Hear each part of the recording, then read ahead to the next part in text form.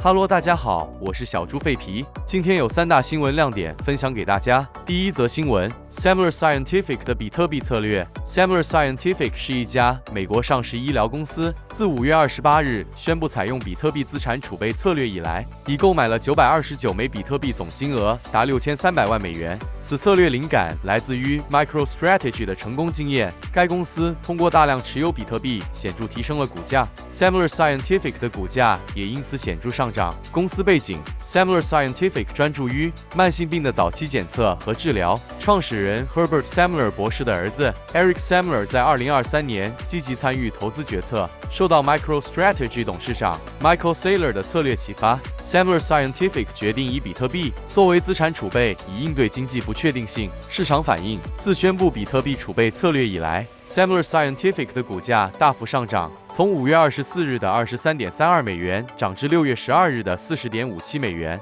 然而，股价在8月7日回落至27.52美元。未来计划 ，Semler Scientific 计划进一步增持比特币，并在资本市场筹集更多资金。公司已提交1.5亿美元的混合证券增发申请，等待美国证券交易委员会的批准。所以，Semler Scientific 的比特币策略展示了比特币作为资产储备的潜力，并受到市场和投资者的关注。该公司效仿 MicroStrategy 的做法，旨在利用比特币来增强公司的财务稳定性和市场价值。第二则新闻：稳定币大作战。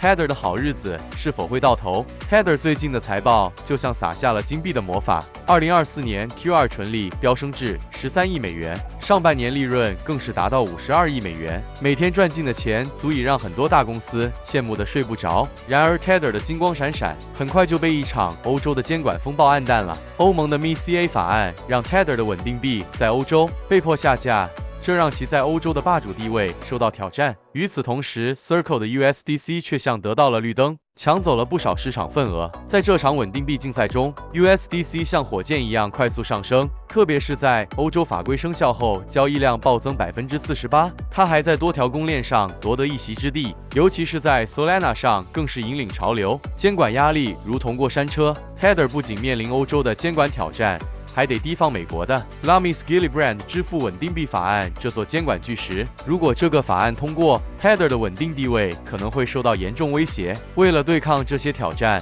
，Tether 不仅在寻找金子般的黄金投资，还扩展到比特币挖矿和 AI 领域，甚至加大了游说力度，准备打响一场监管大战。稳定币市场上，新兴挑战者如 Ethena 的 USDE 正在迅速崛起，这些新血液给 Tether 和 Circle 带来了不小的竞争压力。市场的格局随时可能发生变化，未来的竞赛充满了不确定性。总之，Tether 现在就像一位面对多重挑战的老将，而竞争者们则像是新兴的挑战者，正摩拳擦掌，准备挑战这位稳定币的霸主。未来的剧情如何，让我们拭目以待。最后一则新闻，就在昨日8号，巴西证券交易委员会 CVM 领先各国推出 Solana 现货 ETF， 巴西首推 Solana 现货 ETF SOL 价格上涨，巴西证券交易委员会CVM 已批准了首个 Solana 现货 ETF， 由 QR 和 Vortex 管理。该 ETF 正在等待第3交易所的审核，预计今年内有望上市。受此消息激励 ，Solana 代币